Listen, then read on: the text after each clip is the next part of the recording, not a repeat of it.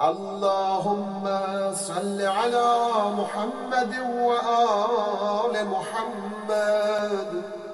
بسم الله الرحمن الرحيم.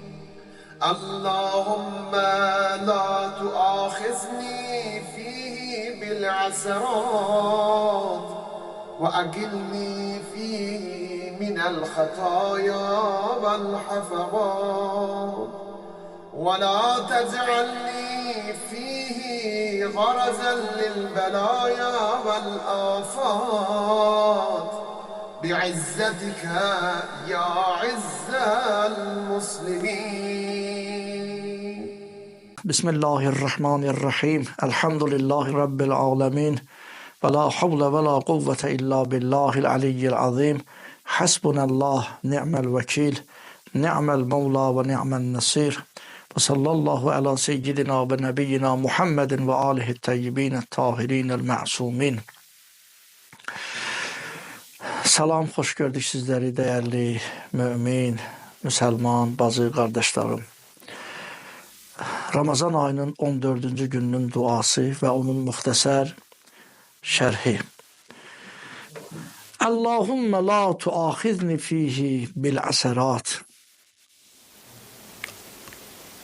Ey Allah, bugünkü gün səhvlərimə, azğınlıqlarıma görə, günahlarıma görə məni müaxizə etmə, məni cəzalandırma. Və əqilni fihi minəl xətaya vəl-həfəvat. Və mənim üzrxahlığımı qəbul et, mənim üçün güzəşt elə, mənim xətalarımı, günahlarımı, səhvlərimi bugünkü gündə Allah mənə güzəşt elə.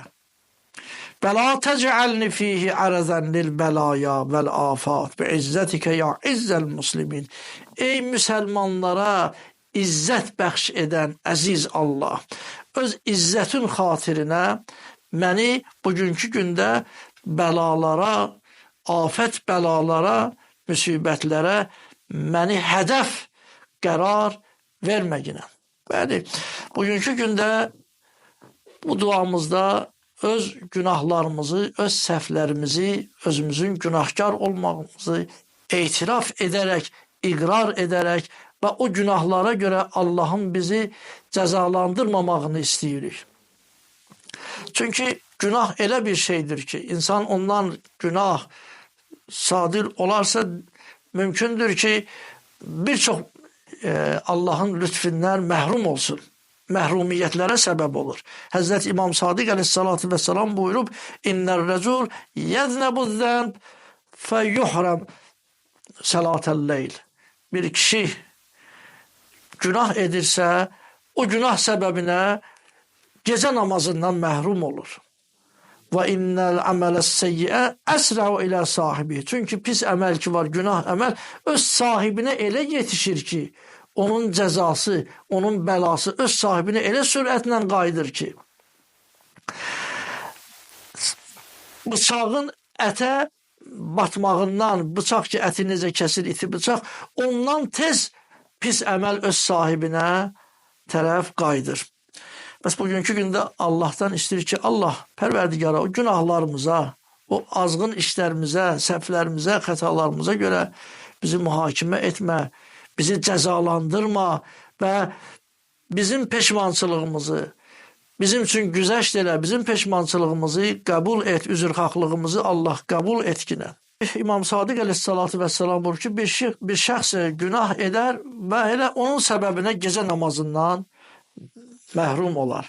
Və Həzrət buyurur ki, İnnər rəcul yəksibu hərumə minəs-sələtil-leyl. Fəizə hərumə min sələtil-leyl hərumə minər-rizq. Gecə namazından məhrum olar. Elə ki, gecə namazından məhrum olsa, ruzisi azalar, ruzidən məhrum olar.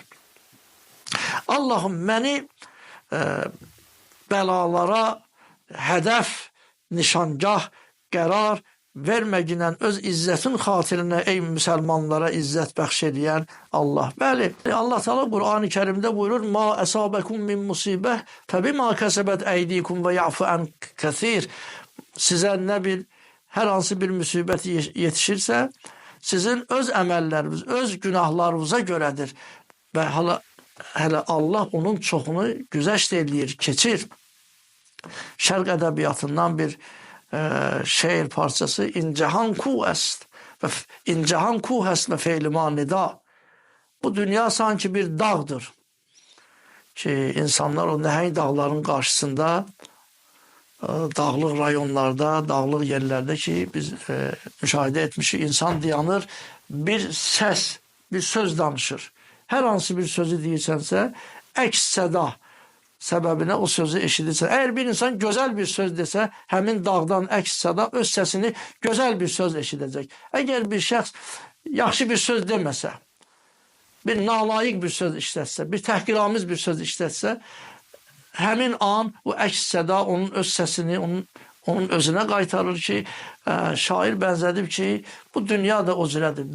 Sanki bir dağdır, bir Dağıstan dağdır və bizim əməllərimiz də bizim o çıxardığımız səslərdir. Hər nə səs, hansı sözü desək, onu da bizim özümüzə qaytaracaqdır.